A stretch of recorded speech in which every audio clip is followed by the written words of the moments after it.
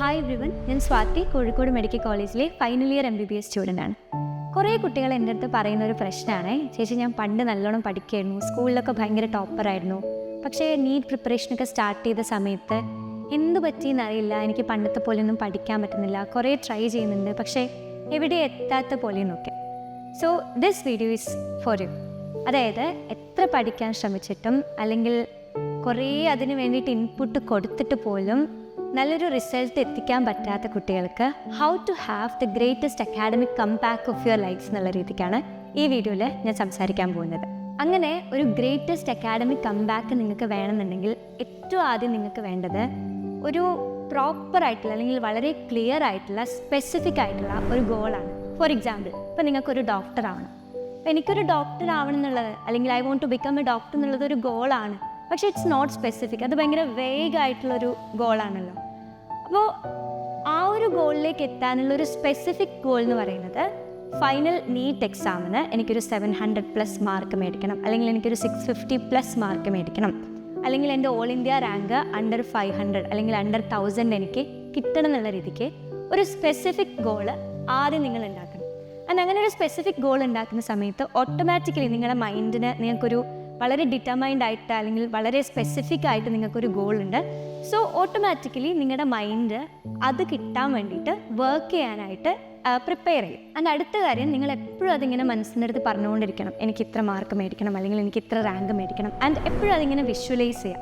ഒന്ന് ആലോചിച്ച് നോക്കുക, നിങ്ങളുടെ ഡ്രീം കോളേജിൽ ഇപ്പോൾ എയിംസ് ഡൽഹിയുടെ ഒക്കെ ഫ്രണ്ട് കൂടെ ആ എയിംസ് ഡൽഹിയുടെ എംബ്ലോം ഇങ്ങനെ പേരൊക്കെ എഴുതി ആ വൈറ്റ് കോട്ടൊക്കെ ഇട്ട് ലിറ്റ്മാൻ്റെ സ്റ്റെത്തസ്കോപ്പൊക്കെ ഇട്ട് ഇങ്ങനെ നടക്കുന്നതും, അല്ലെങ്കിൽ നിങ്ങളുടെ 5.5 വർഷത്തെ MBBS ജേർണിയൊക്കെ കഴിഞ്ഞിട്ട് നിങ്ങളുടെ കോൺവക്കേഷൻ സെറിമണിക്ക് അച്ഛൻ്റെ അമ്മയുടെ ഒക്കെ കൂടെ നിന്നിട്ടോ അല്ലെങ്കിൽ നിങ്ങളുടെ ഏറ്റവും പ്രിയപ്പെട്ട ആളുടെ കൂടെ നിന്നിട്ട് ഫോട്ടോസ് എടുക്കുന്നതും, അല്ലെങ്കിൽ കോൺവക്കേഷൻ സെറിമണിക്ക് നിങ്ങൾ ആ സർട്ടിഫിക്കറ്റ് മേടിക്കുന്നതൊക്കെ ഒന്ന് മനസ്സിലിങ്ങനെ ഇമാജിൻ ചെയ്ത് നോക്കുക. അത് ഇടയ്ക്കിടയ്ക്ക് ഇങ്ങനെ വിഷ്വലൈസ് ചെയ്യാം.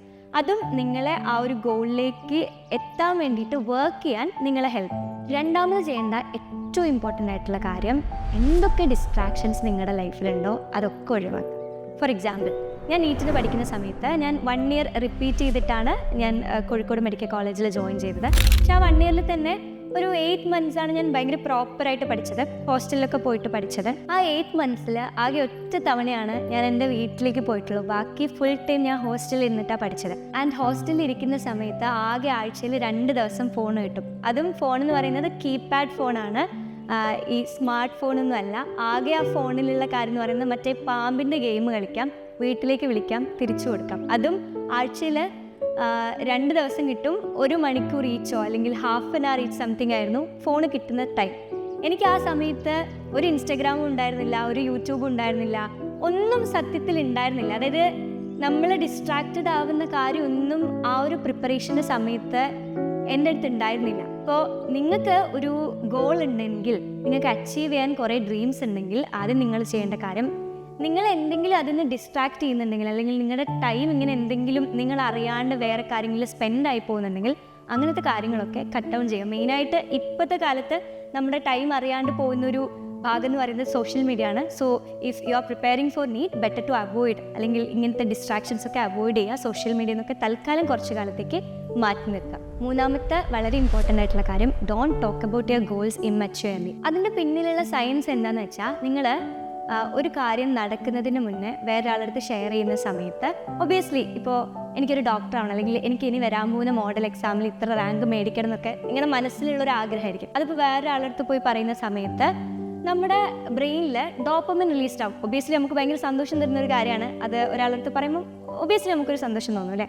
അപ്പോൾ അങ്ങനെ ഡോപ്പമിൻ റിലീസ്ഡ് ആവുന്ന സമയത്ത് നമ്മുടെ ബ്രെയിൻ ആക്ച്വലി പറ്റിക്കപ്പെടും. ബ്രെയിൻ വിചാരിക്കും അത് ഓൾറെഡി അച്ചീവ് ചെയ്ത് കഴിഞ്ഞു എന്ന്. അപ്പം അങ്ങനെ അച്ചീവ് ചെയ്ത് കഴിഞ്ഞു എന്ന് തോന്നുന്ന സമയത്ത് പിന്നെ നിങ്ങൾക്ക് അതിന് വേണ്ടിയിട്ടൊരു എഫേർട്ട് ഇടാൻ വേണ്ടിയിട്ട് തോന്നില്ല. ഓൾവേസ് കീപ്പ് ഇൻ മൈൻഡ്, ഒരു കാര്യം നടക്കുന്നതിന് മുന്നേ ആൾക്കാരുടെ അടുത്ത് പറയുന്നതിലും നല്ലത് അത് അച്ചീവ് ചെയ്ത് കഴിഞ്ഞതിന് ശേഷം മാത്രം പറയുന്നതാണ്.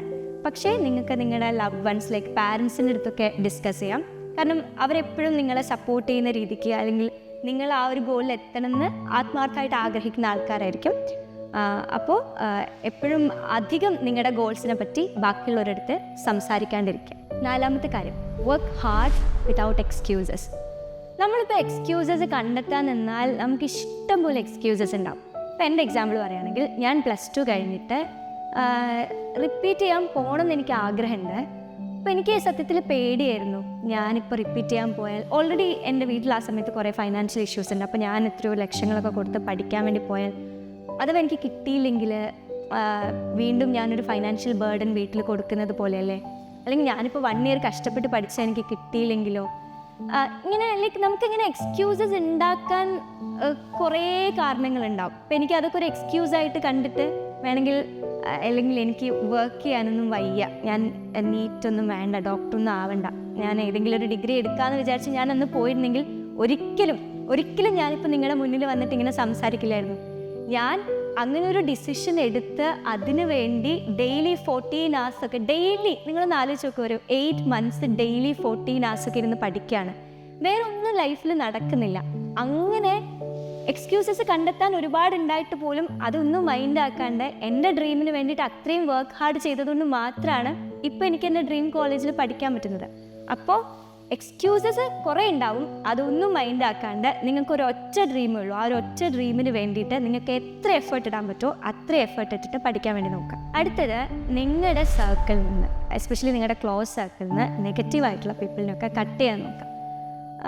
നമ്മളിപ്പോൾ എത്ര നമ്മുടെ സെൽഫിൽ ബിലീവ് ചെയ്യാൻ നോക്കിയാലും, അല്ലെങ്കിൽ നമ്മളിപ്പം ഒരു കാര്യത്തിന് വേണ്ടിയിട്ട് എത്ര ആഗ്രഹിച്ചാലും ചിലപ്പോൾ നമുക്കിടയിലുള്ള ചില ആളുകളുണ്ടാവും, അത് എനിക്കൊന്നും കിട്ടില്ല, അല്ലേ എന്തിനാ നീ വെറുതെ ഇത്രയും വർഷം ഇതിന് വേണ്ടിയിട്ട് കളയുന്നത്, നിന്നേക്കാളും പഠിക്കുന്ന ആ കുട്ടിക്ക് കിട്ടിയിട്ടില്ല, പിന്നെ നിനക്ക് കിട്ടുന്നത് എങ്ങനെയാണെന്നൊക്കെ ചോദിക്കുന്ന നാട്ടുകാരും ചിലപ്പം വീട്ടുകാർ വരെ ഉണ്ടാവുമായിരിക്കും.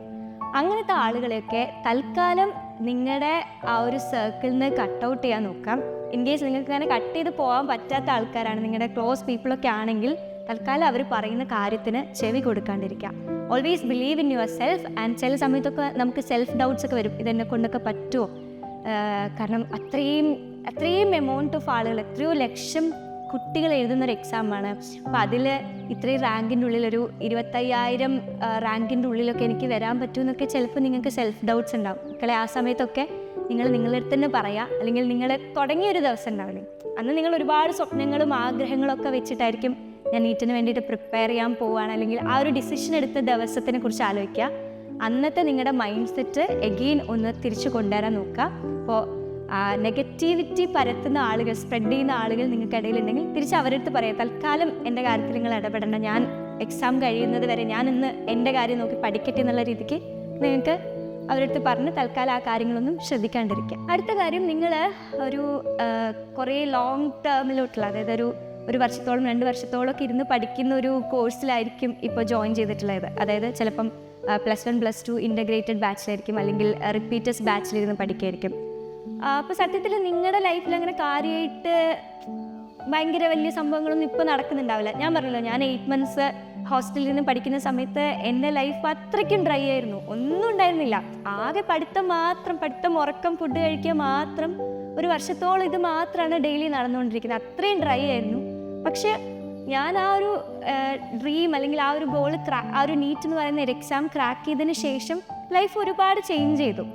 അപ്പോൾ ഇപ്പം നിങ്ങളുടെ ലൈഫ് എന്ന് പറയുന്നത് ഭയങ്കര ഡ്രൈ ആയിരിക്കും, ഭയങ്കര ഗ്രേ ആയിരിക്കും.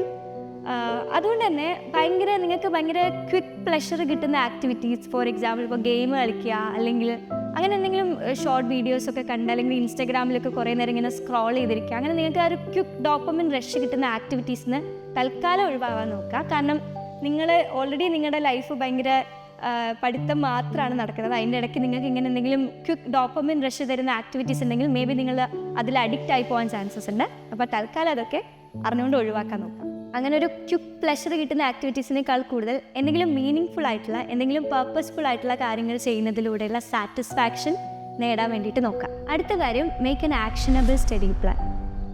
ഇപ്പോൾ ഞാൻ കുറേ പേര് പറഞ്ഞിട്ട് കേട്ടിട്ടുണ്ട്, അതായത് ഡെയിലി പ്ലാനൊക്കെ ഉണ്ടാക്കും, പക്ഷേ അതൊന്നും എനിക്ക് തീർക്കാൻ പറ്റുന്നില്ല. അതായത് രാവിലെ ഇരുന്ന് പ്ലാൻ ഉണ്ടാക്കും, രാത്രി പഠിച്ച് കഴിയുമെന്ന് നോക്കുമ്പോൾ കുറേ ചാപ്റ്റേഴ്സ് അഗെയിൻ പെൻഡിങ് ആയിരിക്കും അന്നത്തെ പ്ലാനിൽ പഠിക്കാൻ വെച്ചത്.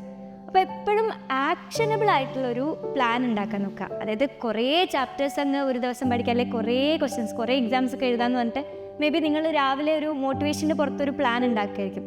പക്ഷേ ചിലപ്പം നിങ്ങൾക്ക് ആ ദിവസം കൊണ്ട് പഠിച്ചു തീർക്കാൻ പറ്റുന്നതിൽ കൂടുതൽ കാര്യങ്ങളായിരിക്കും നിങ്ങൾ ആ പ്ലാനിൽ ഇൻക്ലൂഡ് ചെയ്തിട്ടുണ്ടാവുക. അപ്പം രാത്രി നോക്കുന്ന സമയത്ത് കുറേ പെൻഡിങ് ഉണ്ടാവും. വീണ്ടും നിങ്ങൾക്ക് ഭയങ്കര ഒരു അക്യുമുലേറ്റഡ് ഫീലിംഗ് വരും. ഞാൻ പഠിക്കാൻ ഇത്രയും വിചാരിച്ചു, പക്ഷേ ഇന്നും അത് പറ്റില്ല.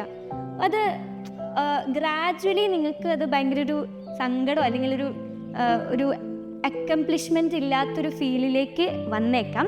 So better to make actionable ആയിട്ടുള്ള സ്റ്റഡി പ്ലാൻ ആൻഡ് അതനുസരിച്ച് പഠിക്കാൻ വേണ്ടി നോക്കും. പിന്നെ ഇത് use effective study methods like Pomodoro technique use ചെയ്യാം. ഞാൻ കുറേ വീഡിയോസിലായിട്ട് പറയാറുള്ളതാണ്.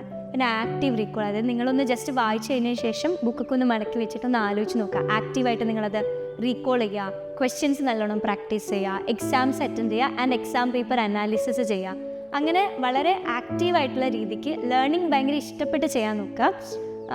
ആൻഡ് ഇഷ്ടപ്പെട്ട് ചെയ്യുന്ന സമയത്ത് എസ്പെഷ്യലി ഫിസിക്സ് ഒക്കെ ആയിരിക്കും പലർക്കും ബുദ്ധിമുട്ടുണ്ടാവുക. പക്ഷേ ഫിസിക്സൊക്കെ നിങ്ങൾ ഇഷ്ടപ്പെട്ട് ചെയ്യാൻ നോക്കിയാൽ നിങ്ങൾക്ക് പിന്നെ ഫിസിക്സിലെ ക്വസ്റ്റ്യൻസ് ചെയ്തുകൊണ്ടേ ഇരിക്കാൻ തോന്നും. കാരണം അത്രയ്ക്ക് ഇൻട്രസ്റ്റിംഗ് ആയിട്ട് തോന്നും. അപ്പോൾ പലപ്പോഴും എനിക്കിഷ്ടമില്ല, കഷ്ടപ്പെട്ടൊന്ന് പഠിച്ച് തീർത്താൽ മതിയായിരുന്നു എന്നുള്ളൊരു മെൻറ്റാലിറ്റിയിൽ പഠിക്കുന്നതിന് പകരം it's very beautiful to study physics, അല്ലെങ്കിൽ പഠിക്കാൻ ഭയങ്കര ഇഷ്ടമാണെന്നുള്ളൊരു മൈൻഡ് സെറ്റിൽ നിങ്ങൾ പഠിക്കാൻ വേണ്ടി നോക്കുക. അടുത്തത് ഭയങ്കര ഇൻസ്പയറിംഗ് ആയിട്ടുള്ള റോൾ മോഡൽസിനൊക്കെ ഫോളോ ചെയ്യുക. അവരൊക്കെ യൂസ് ചെയ്യുന്ന സ്റ്റഡി ടെക്നിക്സ് എന്തൊക്കെയാണ് അങ്ങനെയൊക്കെ അറിഞ്ഞ് അത് നിങ്ങളുടെ സ്റ്റഡീസിലോട്ട് ഇൻകോപ്പറേറ്റ് ചെയ്യാൻ നോക്കുക. മേ ബി അത് നിങ്ങൾക്ക് നല്ലൊരു മോട്ടിവേഷൻ തന്നേക്കാം. അടുത്തത് അൺലീഷ് യുവർ ഇന്നർ ബീസ്റ്റ്. നിങ്ങളുടെ ഉള്ളിലുള്ള ആ ഒരു പവർഫുൾ സെൽഫ് ഉണ്ട്. ഇപ്പം നിങ്ങളൊക്കെ പലരും എൻ്റെ അടുത്ത് പറഞ്ഞു, ഞാൻ ആദ്യം പറഞ്ഞില്ലേ, അതായത് സ്കൂളിലൊക്കെ നല്ലോണം പഠിക്കുമായിരുന്നു, അല്ലെ പണ്ടൊക്കെ നല്ല ഗ്രേഡ്സൊക്കെ കിട്ടുമായിരുന്നു, ഇപ്പം എന്താ പറ്റിയതെന്ന് അറിയില്ല. ആക്ച്വലി നിങ്ങളുടെ ഉള്ളിൽ ആ ഒരു ബീസ്റ്റ് ഉണ്ട്, അത് അൺലീഷ് ചെയ്യാൻ നോക്കുക. നിങ്ങളുടെ ആ ഒരു എന്തൊക്കെ പൊട്ടൻഷ്യൽ അല്ലെങ്കിൽ നിങ്ങൾക്ക് ഇപ്പോൾ എന്തൊക്കെ പറ്റുമോ അതൊക്കെ ഈ ഒരു നീറ്റ് പ്രിപ്പറേഷൻ, ഇപ്പോൾ നീറ്റ് മാത്രമായിരിക്കില്ല, വേറെ എക്സാംസിന് പ്രിപ്പയർ ചെയ്യുന്ന കുട്ടികളുണ്ടാവും. അപ്പോൾ നിങ്ങൾക്ക് എന്തൊക്കെ പൊട്ടൻഷ്യൽ ഉണ്ടോ അല്ലെങ്കിൽ നിങ്ങളുടെ എല്ലാ എനർജിയും നിങ്ങളുടെ എല്ലാ എഫേർട്സും ഈ ഒരു നിങ്ങളുടെ ഗോളിലേക്ക് കൊടുക്കുക. ആൻഡ് ബെറ്റർ റിസൾട്ട്സ് അല്ലെങ്കിൽ ഭയങ്കര ഫ്രൂട്ട്ഫുൾ ആയിട്ടുള്ള റിസൾട്ട്സ് കുറച്ച് മാസങ്ങൾ കഴിഞ്ഞാൽ നിങ്ങൾക്ക് വേണ്ടിയിട്ട് അവിടെ നിങ്ങളെ വെയിറ്റ് ചെയ്തിരിക്കുന്നുണ്ട്. ഇപ്പോൾ നിങ്ങൾ ചെയ്യേണ്ട കാര്യം നിങ്ങളുടെ ആ ഒരു ജേർണിക്ക്, നിങ്ങളുടെ ആ ഒരു പ്രിപ്പറേഷൻ ടൈമിൽ നിങ്ങളുടെ ഫുൾ ഫോക്കസും എനർജിയും ഒക്കെ കൊടുക്കുക എന്നുള്ളതാണ്. എപ്പോഴും ഭയങ്കര പ്രൊഡക്റ്റീവായിട്ടിരിക്കാൻ നോക്കുക, എപ്പോഴും നിങ്ങളിങ്ങനെ പുഷ് ചെയ്യാൻ നോക്കുക. ഇനി വേറൊരു കാര്യം, ചില ദിവസമൊക്കെ നമുക്ക് അത്രയും പ്രൊഡക്റ്റീവായിട്ടൊന്നും പഠിക്കാൻ പറ്റാത്ത ദിവസങ്ങൾ വന്നേക്കാം. എസ്പെഷ്യലി ഇപ്പോൾ ഫീമെയിൽസ് അല്ലെങ്കിൽ ഗേൾസിൻ്റെയൊക്കെ കേസിൽ പീരിയഡ്സൊക്കെ ആവുന്ന സമയത്ത് മൂഡ് സ്വിങ്സ് ഒക്കെ വന്നേക്കാം. അപ്പോൾ ആ സമയത്ത് നിങ്ങൾ ഒരിക്കലും നിങ്ങളെ കുറ്റപ്പെടുത്തരുത്. ഒന്ന് കുറച്ച് നേരം റെസ്റ്റ് എടുത്ത് ഒന്നുകൂടെ റീസെറ്റ് ചെയ്യുക. അടുത്ത ദിവസം തൊട്ട് വീണ്ടും എത്ര എഫക്റ്റീവായിട്ട് എത്ര എഫേർട്സ് ഇട്ടിട്ട് നിങ്ങൾക്ക് പഠിക്കാൻ പറ്റുമോ ആ രീതിക്ക് പഠിക്കാൻ നോക്കുക. ആൻഡ് ഞാൻ സത്യം പറയാണ്, നിങ്ങൾ ഇപ്പോൾ ഇടുന്ന ഈ എഫേർട്സ്, ഇപ്പോൾ നിങ്ങൾ ഇടുന്ന കഷ്ടപ്പാടുകൾ, ഇതിനൊക്കെ കുറച്ച് കഴിഞ്ഞാൽ ഒരു ബെറ്റർ ഫ്യൂച്ചർ അല്ലെങ്കിൽ ഒരു ബെറ്റർ റിസൾട്ട്സ് നിങ്ങളെ വെയിറ്റ് ചെയ്തിരിക്കുന്നുണ്ട്. ഒന്ന് ആലോചിച്ച് നോക്കുക. ഇപ്പം നിങ്ങൾ ഒരു സീറ്റ് നിങ്ങൾക്ക് അവിടെ വേണ്ടിയിട്ട് ഇങ്ങനെ വെച്ചിട്ടുണ്ട്. ആ സീറ്റിന് വേണ്ടിയിട്ടാണ് കുറേ കുട്ടികളിരുന്ന് പഠിച്ചുകൊണ്ടിരിക്കുന്നത്, കഷ്ടപ്പെട്ടുകൊണ്ടിരിക്കുന്നുണ്ട്. ചെറിയ മാർക്കിൻ്റെ ഡിഫറൻസിലൊക്കെ ചിലപ്പോൾ നിങ്ങൾക്ക് ആ സീറ്റ് കിട്ടാതായി പോയേക്കാം. എനിക്കിപ്പോഴും അറിയാം, എൻ്റെ ചില ഫ്രണ്ട്സൊക്കെ ഉണ്ട്, കട്ട് ഓഫ് ഞങ്ങൾ പഠിക്കുന്ന സമയത്ത് എന്തോ 610 605 ഒക്കെ ആയിരുന്നു. 602 മാർക്സൊക്കെ കിട്ടിയിട്ട് അല്ലെങ്കിൽ 600 മാർക്ക് കിട്ടിയിട്ട് ഒരു 2 ക്വസ്റ്റ്യൻ അല്ലെങ്കിൽ ഒരു ക്വസ്റ്റ്യനൊക്കെ ശരിയാക്കിയിരുന്നെങ്കിൽ ചിലപ്പോൾ ഒരു ഗവൺമെൻറ് മെഡിക്കൽ കോളേജിൽ MBBSൽ ജോയിൻ ചെയ്യേണ്ടിയിരുന്ന ആൾ ആ ഒരൊറ്റ ക്വസ്റ്റ്യൻ്റെ ഒക്കെ കിട്ടാണ്ടായിപ്പോയി അല്ലെങ്കിൽ തെറ്റിപ്പോയി എന്നുള്ള ഒരൊറ്റ റീസൺ കൊണ്ട് അത്രയും കാലം ഇട്ടൊരു എഫേർട്സ് വെറുതെ ആയെന്ന് ഞാൻ പറയുന്നില്ല, എന്നാൽ അവരുടെ ഒരു ഡ്രീമിലേക്ക് എത്താൻ പറ്റാണ്ടായിപ്പോയ ആൾക്കാരുണ്ട്. അപ്പോൾ നിങ്ങളിപ്പോൾ ഇങ്ങനെ വേസ്റ്റ് ചെയ്തുകൊണ്ടിരിക്കുന്ന ഓരോ മിനിറ്റും, ഇപ്പം ഇങ്ങനെ പോയിക്കൊണ്ടിരിക്കുന്ന ഓരോ സമയവും ചിലപ്പോൾ നിങ്ങൾക്ക് വേണ്ടി അവിടെ കാത്തു നിൽക്കുന്ന ആ ഒരു ഗവൺമെൻറ് മെഡിക്കൽ കോളേജിൽ ആ ഒരു സീറ്റ് ചിലപ്പോൾ നിങ്ങളുടെ അടുത്ത് നിന്നും നഷ്ടപ്പെട്ടു പോയേക്കാം. കാരണം എല്ലാവരും അതിന് വേണ്ടിയിട്ട് ഹാർഡ് വർക്ക് ചെയ്തുകൊണ്ടിരിക്കുകയാണ്. അപ്പോൾ എപ്പോഴും അത് മനസ്സിൽ ഓർമ്മ വെക്കാം. ഇപ്പോൾ ഇടുന്ന എഫേർട്സിനൊക്കെ എന്തായാലും നിങ്ങൾക്കൊരു ബെറ്റർ ഫ്യൂച്ചർ, ബെറ്റർ റിസൾട്ട്സ് അവിടെ വെയിറ്റ് ചെയ്തിരിക്കുന്നുണ്ട്. അപ്പോൾ ഓൾ ദി ബെസ്റ്റ്.